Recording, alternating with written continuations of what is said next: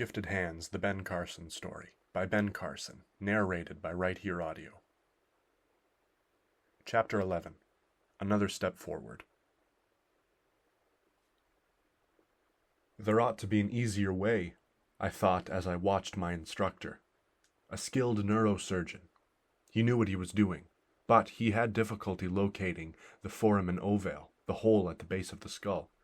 The woman whom he was operating had a condition called trigeminal neuralgia, a painful condition of the face. "This is the hardest part," the man said as he probed with a long, thin needle, just locating the foramen ovale. Then I started to argue with myself. "You're new at neurosurgery, but already you think you know everything, huh? Remember, Ben, these guys have been doing this kind of surgery for years." "Yeah," answered another inner voice, "but that doesn't mean they know everything. Just leave it alone. One day you'll get your chance to change the world." I would have stopped arguing with myself, except I couldn't get away from thinking that there must be an easier way. Having to probe for the foramen ovale wasted precious surgery time and didn't help the patient either. "Okay, smart man, find it then." And that's just what I decided to do.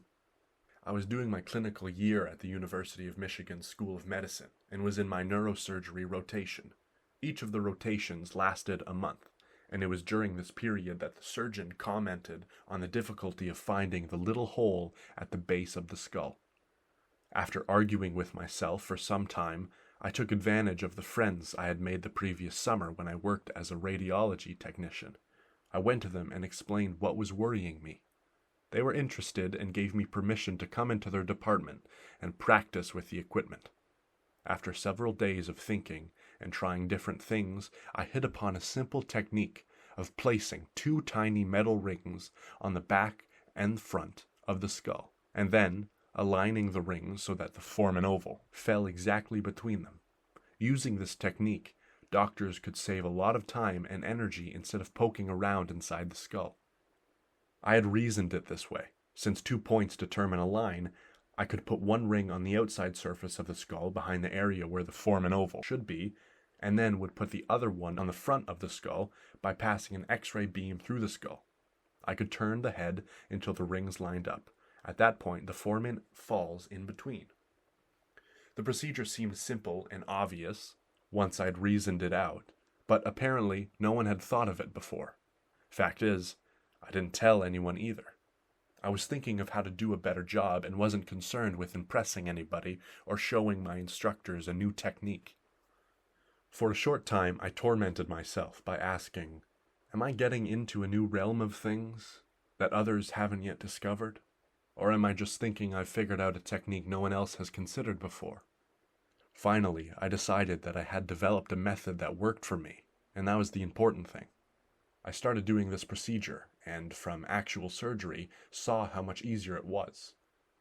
After 2 such surgeries, I told my neurosurgeon professor how I was doing it, and then demonstrated for them. The head professor watched, shook his head slowly, and smiled. "That's fabulous, Carson." Fortunately, the neurosurgery professors didn't resent my idea.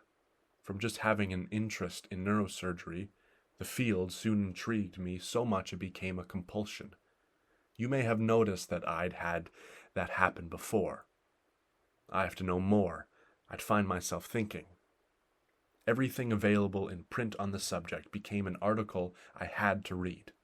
Because of my intense concentration and my driving desire to know more, without intending to, I began to outshine the interns. It was during my second rotation, my 4th year of med school, that I became aware that I knew more about neurosurgery than the interns and junior residents. While we were making our rounds, as part of the teaching procedure, the professors questioned us as we examined patients. If none of the residents knew the answer, the professor would invariably turn to me. "Carson, suppose you tell them." Fortunately, I always could, although I was still a medical student. And quite naturally, knowing I excelled in this area produced a real emotional high. I had worked hard and pursued an in-depth knowledge, and it was paying off. And why not? If I was going to be a doctor, I was going to be the best, most informed doctor I could possibly be. About this time, several of the interns and residents started turning over a few of their responsibilities to me. I don't think I'll ever forget the first time a resident said, "Carson, you know so much, why don't you carry the beeper and answer the calls?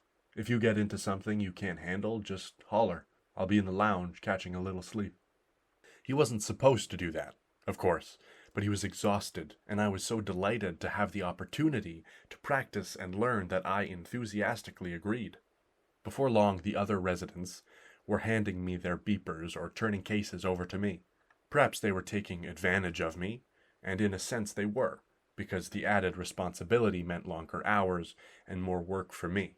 But I loved neurosurgery, and the excitement of being involved in actually performing the operations, so much that I would have taken on even more if they'd asked. I'm sure the professors knew what was going on, but they never mentioned it, and I certainly wasn't going to tell. I loved being a medical student. I was the first man on the line taking care of problems, and I was having the most fun I'd ever had in my life.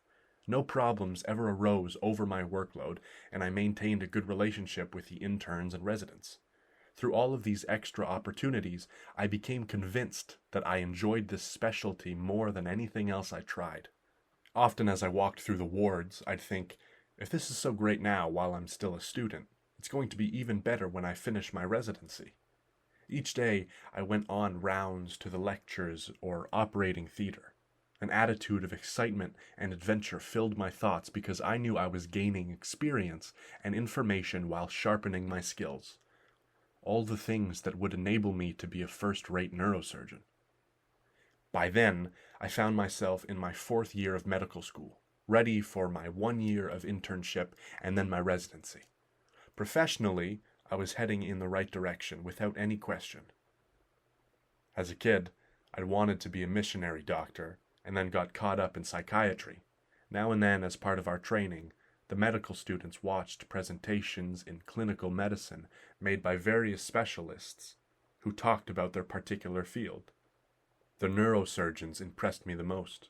When they talked and showed us before and after pictures, they held my attention, like none of the others. They're amazing, I'd say to myself. Those guys can do anything.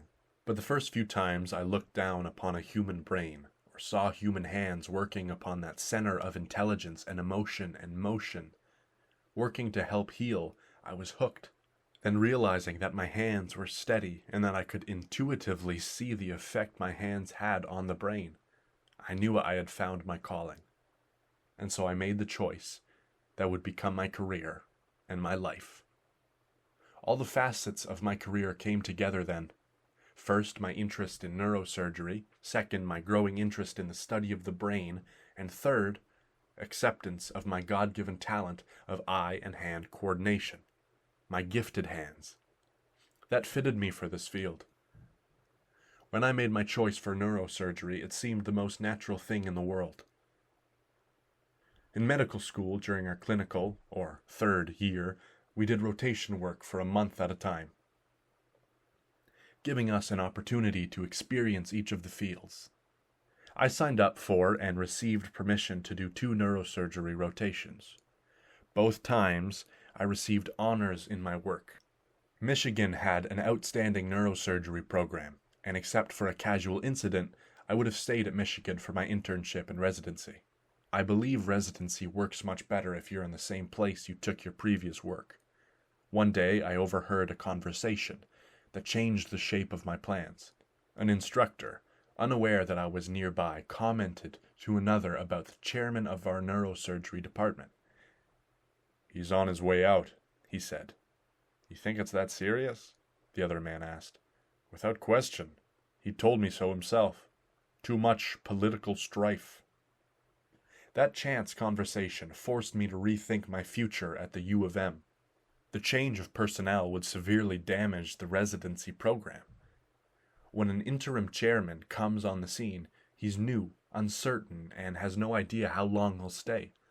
Along with that, chaos and uncertainty reign among the residents. Loyalties often divide and personal changes occur.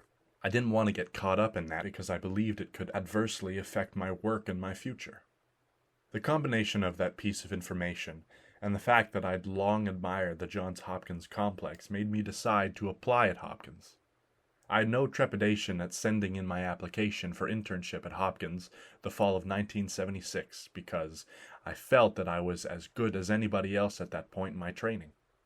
I had made excellent grades and achieved high scores on the national board examinations. Only one problem faced me.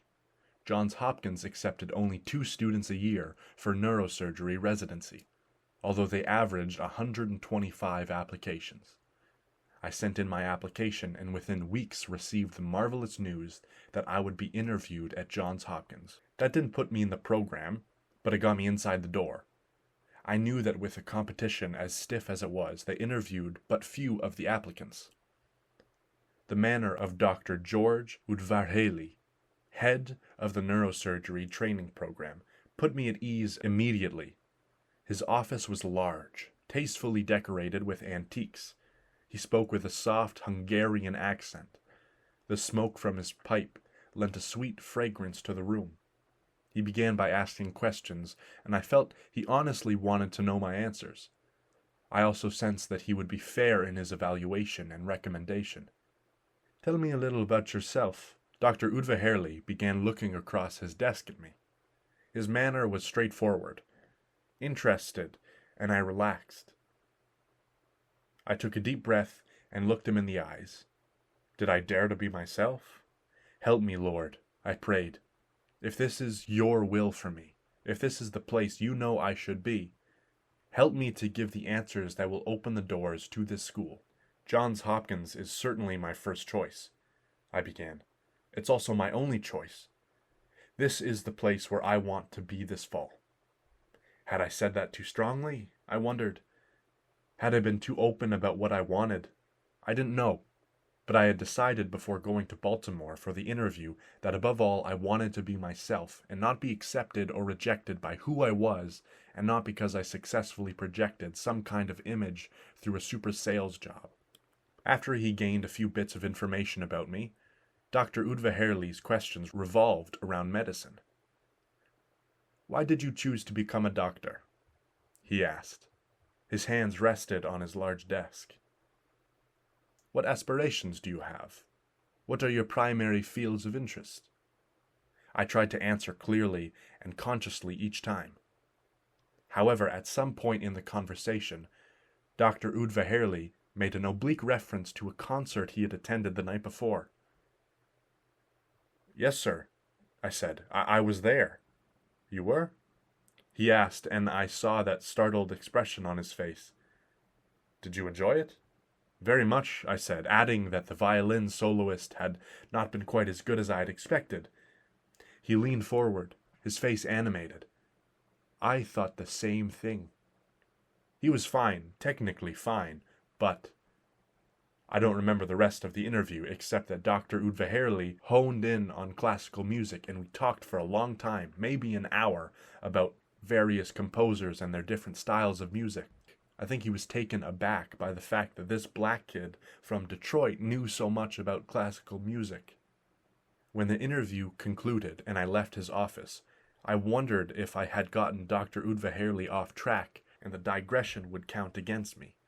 I consoled myself with the thought that he had brought up the topic and he had kept the subject foremost in our conversation.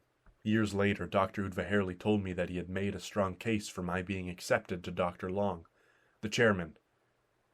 "Ben," he said to me, "I was impressed with your grades, your honors and recommendations, and the splendid way you handled yourself in the interview.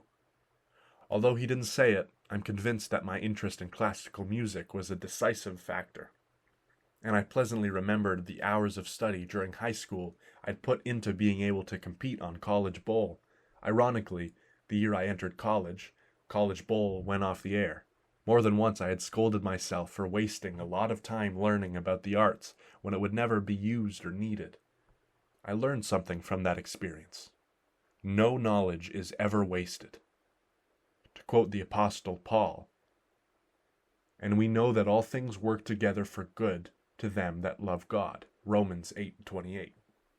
The love I learned for classical music helped draw Candy and me together, and also helped me get into one of the best neurosurgery programs in the United States. When we work hard to acquire expertise, or understanding in any field, it pays off. In this case, at least, I saw how it certainly had yielded results. I also believe that God has an overall plan for people's lives, and the details get worked out along the way, even though we usually have no idea what's going on. I was elated when I received word that I'd been accepted into the neurosurgery program at Johns Hopkins. Now I was going to get the chance for training at what I considered the greatest training hospital in the world. Doubts concerning the field of medicine I should specialize in vanished. With confidence, born of a good mother, hard work, and trust in God, I knew I was a good doctor. What I didn't know, I could learn. I can learn to do anything that anybody else can do, I said to Candy several times. Maybe I was a little overconfident, but I don't think I felt cocky, and certainly never superior. I recognized others' abilities as well. But in any career, whether it's that of a TV repairman, a musician, a secretary, or a surgeon, an individual must believe in himself and his abilities to do his best. One needs a confidence that says, I can do anything, and if I can't do it, I know how to get help. Life was moving beautifully for me during this time. I'd been awarded a variety of honors for my clinical work at the University of Michigan, and now I was entering the last and perhaps most important phase of my training. My private life was even better. Candy graduated from Yale in the spring of 1975, and we married July 6th between my second and third years of med school. Until our marriage, I lived with Curtis, still unmarried at that time. He had received his discharge after 4 years of naval service, and then enrolled at the U of M to finish college. Candy and I rented our own apartment in the Ann Arbor, and she easily found a job with the state unemployment office. For the next 2 years, she processed unemployment claims that kept our home while I finished med school. It was exciting to move to Baltimore from the relatively small town of Ann Arbor. During our time there, Candy worked for Connecticut General Insurance Company. Because of her temporary status, she found a job doing standard clerical type work. She also briefly had a job selling vacuum cleaners, and then she got a job at Johns Hopkins as an editorial assistant for one of the chemistry professors. For 2 years, Candy typed for several different Johns Hopkins publications and did some editing. During that 2-year period, she also took advantage of the opportunity of our being at Johns Hopkins and went back to school. Since she was an employee of the university and married to a resident, Candy could go to school free. She continued with her coursework and earned her master's degree in business. Then she went over to Mercantile Bank and Trust and started working in trust administration. I worked hard as a resident at Johns Hopkins. One of my goals was to maintain a good rapport with everyone, because I don't believe in one-person productions. Everyone on the team is important and needs to know that he or she is vital. However, a few of the doctors tended to be snobbish, and that bothered me. They wouldn't bother to talk with the common people, like ward clerks or aides. The attitude troubled me, and I hurt for those dedicated employees when I saw it happening. We doctors couldn't be effective without the support of the clerks and aides. From the start, I made a point to talk to the so-called lowly people and to get to know them. After all, where had I come from? I had a good teacher, my mother, who had taught me that people are just people. Their income or position in life doesn't make them better or worse than anyone else. When I had free minutes, I'd chew the fat on the wards and get to know the names of the people who worked with us. Actually, this turned out to be an advantage, although I didn't plan it that way. During my residency, I realized that some of the nurses and clerks had been on their jobs for 25 or 30 years. Because of their practical experience in observing and working with patients, they could teach me things, and they did. I also realized that they recognized things that were going on with patients that I had no way of knowing.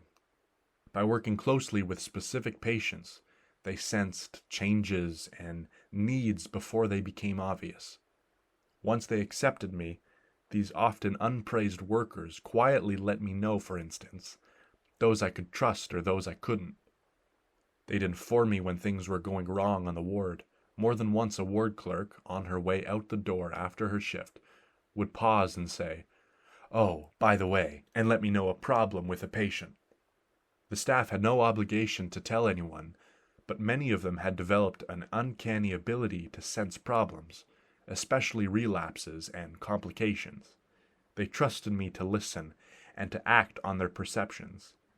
Maybe I began developing a relationship with the staff because I wanted to compensate for the way some of the other doctors treated them. I'm not sure. I know I hated it when a resident disregarded a suggestion from a nurse. When one of them tongue-lashed a ward clerk for a simple mistake, I felt bad and a little protective toward the victim. At any rate, because of the help from the lower echelon, I was able to make an excellent showing and to do a good job. Today, I try to emphasize this point when I speak to young people. There isn't anybody in the world who isn't worth something, I say. If you're nice to them, they'll be nice to you. The same people you meet on the way up are the same kind of people you meet on the way down. Besides that, every person you meet is one of God's children. I truly believe that being a successful neurosurgeon doesn't mean I'm better than anybody else. It means that I'm fortunate because God gave me the talent to do this job well. I also believe that what talents I have, I need to be willing to share with others. Chapter 12. Coming into my own. The nurse looked at me with disinterest as I walked toward her station. "Yes?" she asked, pausing with a pencil in her hand. "Who did you come to pick up?" From the tone of her voice, I immediately knew that she thought I was an orderly. I was wearing my green scrubs, nothing to indicate I was a doctor. "I didn't come to pick up anyone." I looked at her and smiled, realizing that the only black people she had seen on the floor had been orderlies.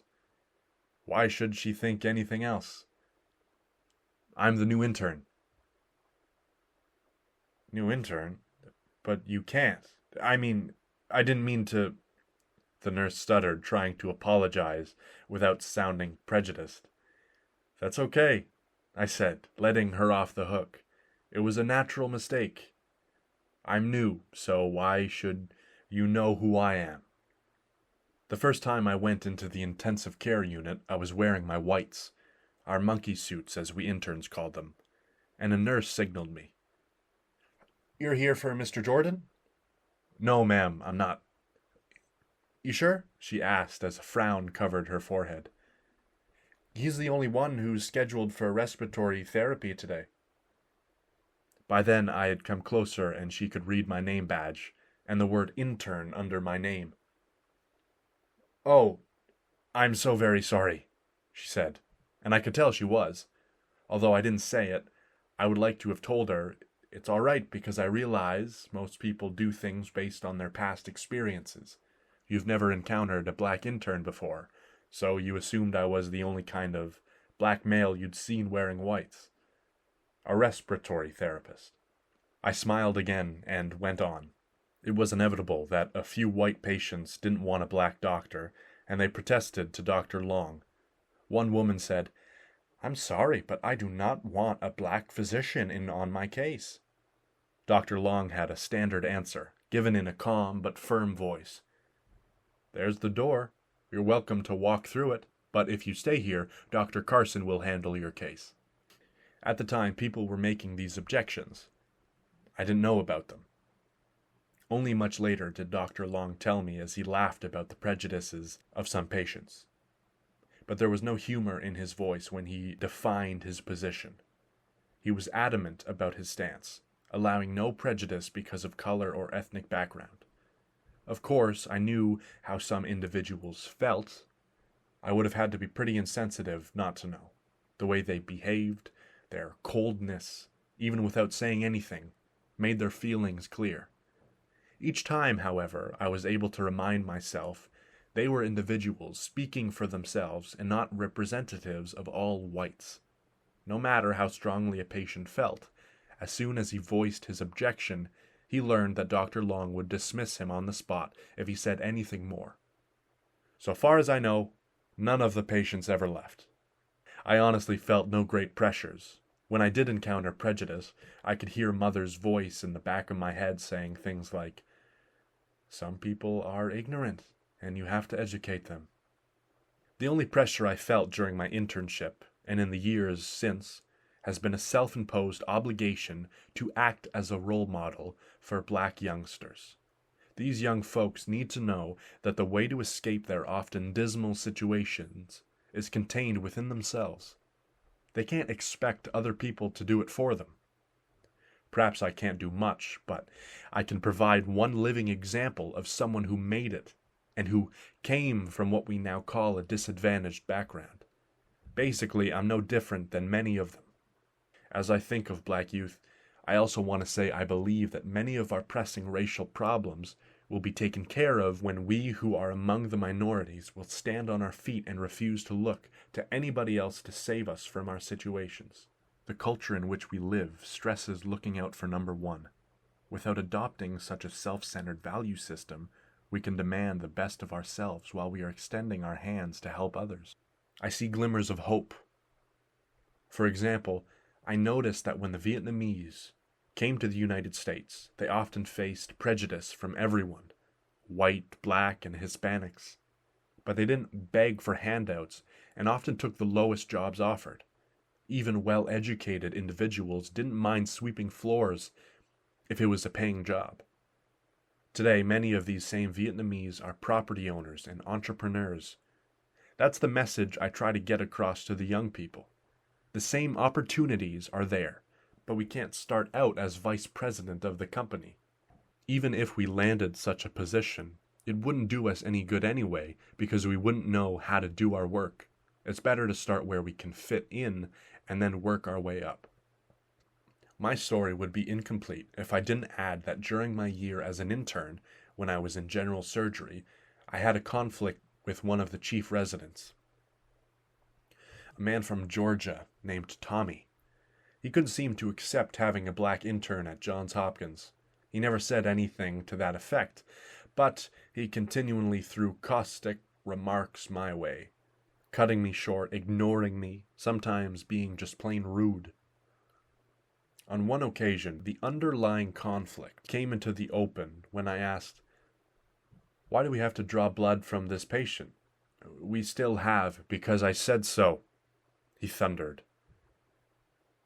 I did what he told me. Several times that day when I asked questions, especially if they began with "why," he snapped back the same reply. Late that afternoon, something happened that had nothing to do with me, but he was angry, and I knew from experience would stay that way for a long time. He spun toward me, beginning, as he often did, with, "I'm a nice guy," but it hadn't taken me long to learn that those words contradicted his nice guy image. This time he really laid into me. "You really do think you're something because you've had an early acceptance into the neurosurgery department, don't you? Everybody is always talking about how good you are, but I don't think you're worth salt on the earth. As a matter of fact, I think you're lousy, and I want you to know, Carson, that I could get you kicked out of neurosurgery just like that." He continued to rant for several minutes. I just looked at him and didn't say a word. When he finally paused, I asked him in my calmest voice, "Are you finished?" "Yeah." "Fine," I answered calmly. That's all I said. All that was necessary, and he stopped ranting. He never did anything to me, and I wasn't concerned about his influence anyway. Although he was the chief resident, I knew that the chiefs of the departments were the ones who made the decisions. I was determined that I wasn't going to let him make me react because then he would be able to get to me. Instead, I did my duties as I saw fit. Nobody else ever voiced any complaints about me, so I wasn't overly concerned about what he had to say. In the general surgery department, I encountered several men who acted like the pompous, stereotyped surgeons. It bothered me, but I wanted out of that whole thing. When I moved to neurosurgery, it wasn't like that. Dr. Donlin Long, who is chaired at the neurosurgery department at Hopkins since 1973, is the nicest guy in the world. If anybody has earned the right to be pompous, it should be him, because he knows everything and everybody, and technically he is one of the best, if not the best in the world. Yet he always has time for people and treats everyone nicely. Since the beginning, even when I was a lowly intern, I've always found him ready to answer my questions. He's about an inch under 6 feet and an average build. At the time I began my internship, he had salt and pepper hair, heavy on the pepper. Now his hair is mostly salt. He speaks with a deep voice, and people here at Hopkins are always imitating him. He knows they do it and laughs about it himself because he's got a great sense of humor. This is the man who became my mentor. I've admired him since the first time we met. For one thing, when I came to Hopkins in 1977, there were few black and none on the full-time faculty. One of the chief residents in cardiac surgery was black, Levi Watkins, and I was one of the 2 black interns in general surgery. The other being Martin Goines, who had also gone to Yale. Many do their internship in general surgery, but fewer in neurosurgery. Some years, nobody from the Hopkins General Surgery Programs division goes into neurosurgery. At the end of my intern year, 5 out of our group of 30 showed interest in going into neurosurgery. Of course, there were also the 125 people from other places around the country who wanted one of those slots. That year, Hopkins had only 1 open slot. After my year of internship, I faced 6 years of residency, 1 more year of general surgery, and 5 of neurosurgery. I was supposed to do 2 years of general surgery because I applied for neurosurgery, but I didn't want to do it. I didn't like general surgery and I wanted to get out. I disliked general surgery so much I was willing to sacrifice trying for a position in the neurosurgery department at Hopkins and go somewhere else if they would take me after only 1 year. I'd gotten an extremely good recommendation through all my rotations as an intern. I was finishing my month rotation as an intern on the neurosurgery service and was reaching the point of writing to other schools. However, Dr. Long called me into his office. "Ben," he said, "you've done an extremely fine job as an intern." "Thank you," I answered, pleased to hear those words. "Well, Ben, we've noted that you've done extremely well on your rotation on the service. All of the attendings, i.e. surgeons, have been quite impressed with your work. Despite the fact that I wanted my features to remain passive, I know I must have been grinning widely. It's like this," he said, and leaned slightly forward.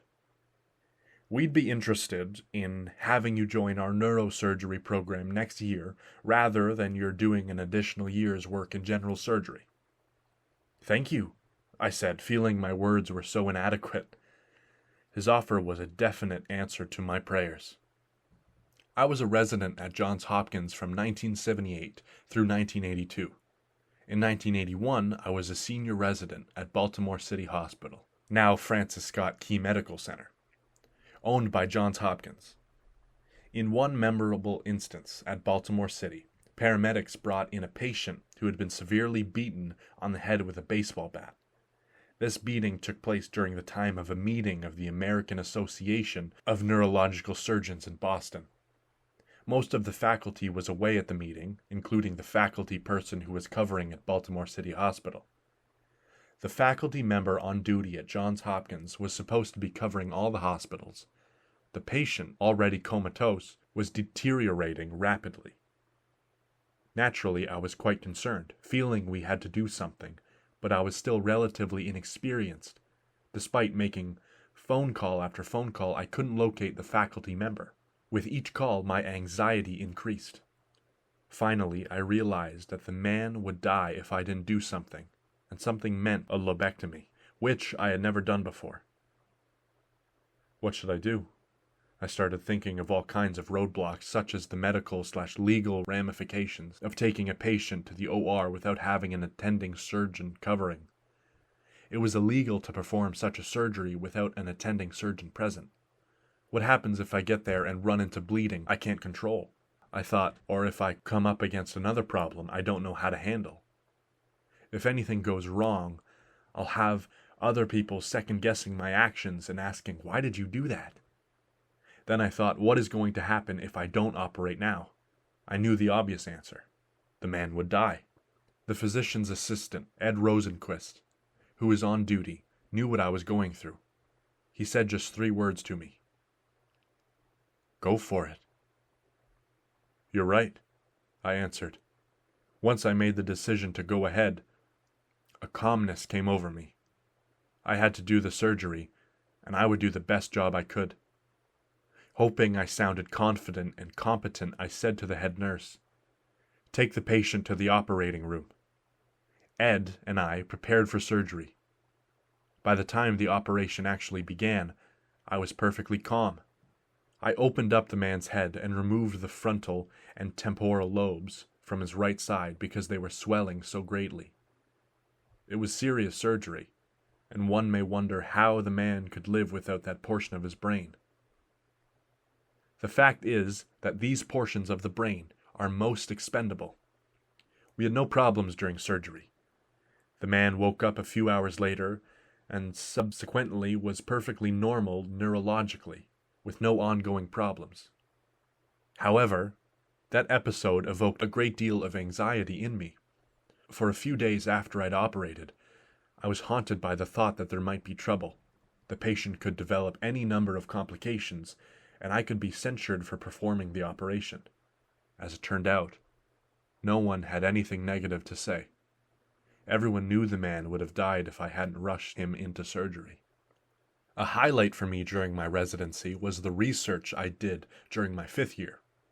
For a long time, my interest had continued to grow in the areas of brain tumors and neuro-oncology.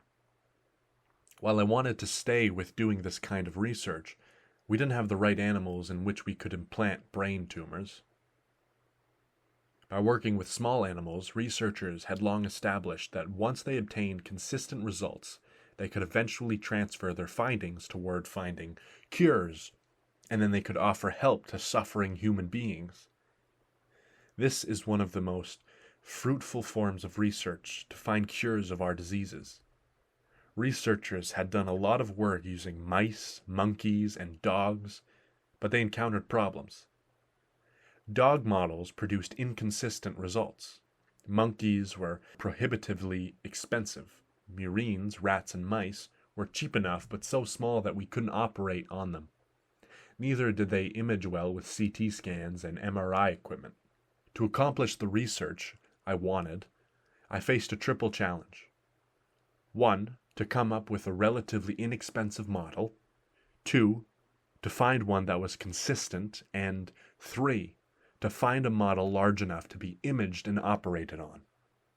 My goal was to work with one type of animal and let that be the basis, or model, for our developmental research in brain tumors. A number of oncologists and researchers who had previously established working models counseled, "Ben, if you go ahead and begin to research brain tumors, you'd better expect to spend at least 2 years in the lab on the project." When I embarked on the project, I was willing to work that long or longer. But which animal should I use? While I initially started with rats, they were actually too small for our purpose. And personally, I hate rats. Maybe they triggered too many memories of my life in Boston's tenement district. I soon realized rats did not have the qualities necessary for good research, and I began to search for a different animal. During the next few weeks, I talked to a lot of people. One fabulous thing about Johns Hopkins is that they have experts who know practically everything about their own field. I started making the rounds among the researchers, asking, "What kind of animals do you use? Have you thought of any other kind?" After a lot of questions and many observations, I hit upon the idea of using New Zealand white rabbits. They perfectly fitted my threefold criteria. Someone at Hopkins pointed me to the research work of Dr. Jim Anderson, who was currently using New Zealand white rabbits. It was a thrill to walk into the lab there in the Blaylock building. Inside, I saw a large open area with an X-ray machine, a surgical table off to one side, a refrigerator, an incubator, and a deep sink. Another small section housed the anesthetics. I introduced myself to Dr. Anderson and said, "I understand that you've been working with rabbits." "Yes, I have," he answered and told me the results he'd already obtained by working with what he called VX2 to cause tumors in the liver and kidneys. Over a period of time, his research showed consistent results. "Jim, I'm interested in developing a brain tumor model, and I wondered about using rabbits. Do you know any tumors that might grow in rabbits' brains?" "Well," he said, thinking aloud, "VX2 might grow on the brain." We talked a little more, and then I pushed him. "Do you really think VX2 will work?" "I don't see any reason why not. If it'll grow in other areas, there's a good chance it might grow on the brain." He paused and added, "If you want to try it, I'm game." Jim Anderson aided me immensely in my research. We first tried mechanical disassociation. That is, we used little screens to grate the tumors, much like someone would grate cheese.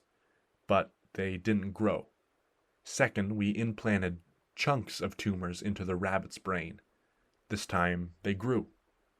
To do what we call viability testing, I approached Dr. Michael Colvin, a biochemist in the oncology lab, and he sent me to another biochemist, Dr. John Hilton. Hilton suggested using enzymes to dissolve the connected tissue and leave the cancer cells intact. After weeks of trying different combinations of enzymes, Hilton came up with just the right combination for us. We soon had high viability, almost 100% of the cells survived. From there, we concentrated the cells in the quantities we wanted. By refining the experiments, we also developed a way of using a needle to implant them into the brain. Soon, almost 100% of the tumors grew.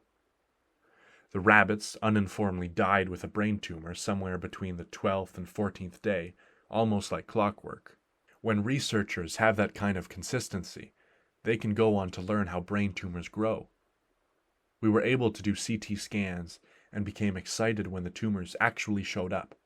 The magnetic resonance imaging, MRI, developed in West Germany was a new technology just breaking on the scene at that time, and wasn't available to us. Jim Anderson took several of the rabbits to Germany, imaged them on the MRI, and was able to see the tumor. I would have loved to go with him and would have, except that I didn't have the money for the trip. Then we had the use of PET scanner in 1982. Hopkins was one of the first places in the country to get one. The first scans that we did on it were the rabbits with the brain tumors. Through the medical journals, we received wide publicity for our work. To this day, a lot of people at Johns Hopkins and other places are working with this brain tumor model. Ordinarily, this research would have taken years to accomplish, but I had so much collaborative effort with others at Hopkins helping to iron out our problems that the model was complete within 6 months. For this research work, I won the Resident of the Year award. This also meant that instead of staying in the lab for 2 years, I came out the next year and went on to do my chief residency. I began my year of chief residency with a quiet excitement.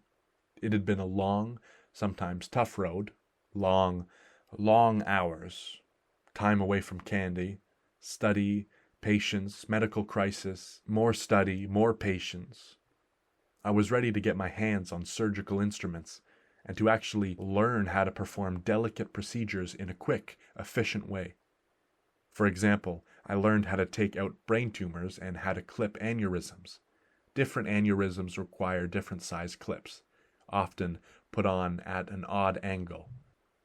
I practiced until the clipping procedure became a second nature, until my eyes and instinct told me in a moment the type of clip to use.